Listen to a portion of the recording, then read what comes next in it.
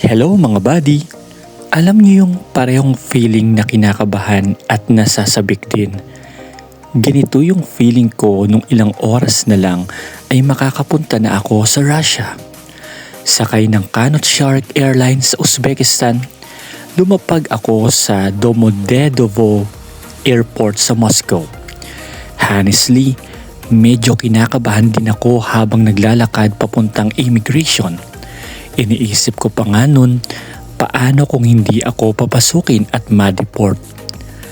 Pero pagdating ko sa immigration, naging kalmado lang ako. Ipinakita ko lang yung passport ko, boarding pass at e-visa. Tinanong lang ako kung anong gagawin ko sa Moscow. Sabi ko, for tourism. Pagkatapos, siguro mga 2 minutong pag-aantay, binigyan niya ako ng maliit na migration card. Tapos sinabi niya, okay, enjoy. Grabe, sobrang saya ko nung moment na yon. Paglabas ko ng immigration sa airport, naghanap agad ako ng SIM card at bumili.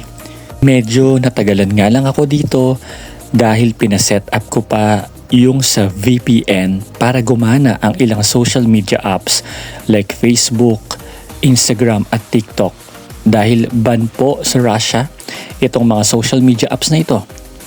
Pagkatapos, nagtanong-tanong na ako kung paano pumunta sa city proper sa Moscow.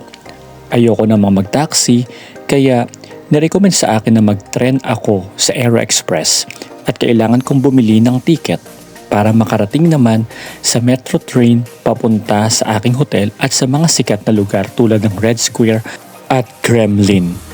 Grabe, sobrang na-excite talaga ako yung mga panahon na iyan.